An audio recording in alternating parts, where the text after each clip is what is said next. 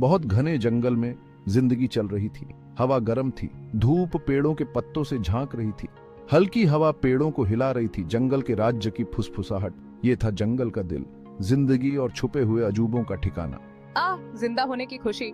हिरनी की बच्ची, जिसकी आंखें शहद के घड़े जैसी थीं, वो छोटे छोटे पौधों के बीच उछल रही थी। उसका नाम था लिली और उसके कदम हल्के थे। उसका दिल जिंदगी की खुशी से भरा हुआ था।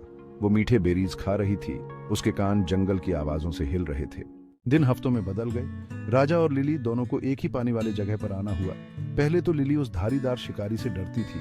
उसके अंदर से खतरे की आवाज आ रही थी। क्या मैं उस पर भरोसा कर सकती हूँ? लेकिन राजा ने उसे नुकसान पहुंचाने के लिए कुछ नहीं किया।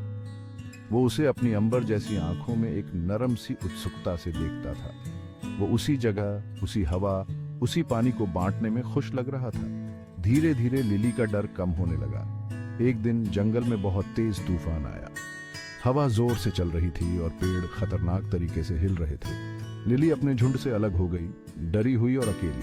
अचानक उसने राजा को देखा। उसका मजबूत शरीर तूफान में एक उम्मीद की किरण की तरह था। झिझकते हुए वो करीब गई, तूफान की मार से बचने के लिए जगह ढूंढ रही थी। राजा ने बस उसे देखा, उसकी मौजूदगी को चुपचाप स्वीकार किया। उस रात तूफान से बचने के लिए एक साथ एक अनोखी दोस्ती का जन्म हुआ। S2।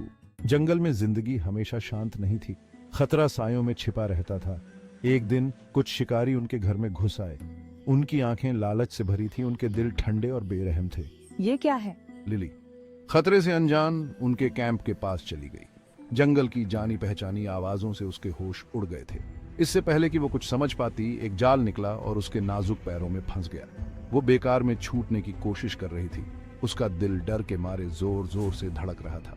राजा शोर सुनकर सायों से देख रहा था। उसका दिल गुस्से और डर से तेजी से धड़क रहा था। उसे लिली को बचाना था, अपने दोस्त को, अपने राजदार को। वो जानता था कि उसे जल्दी और सोच समझकर काम करना होगा। S3।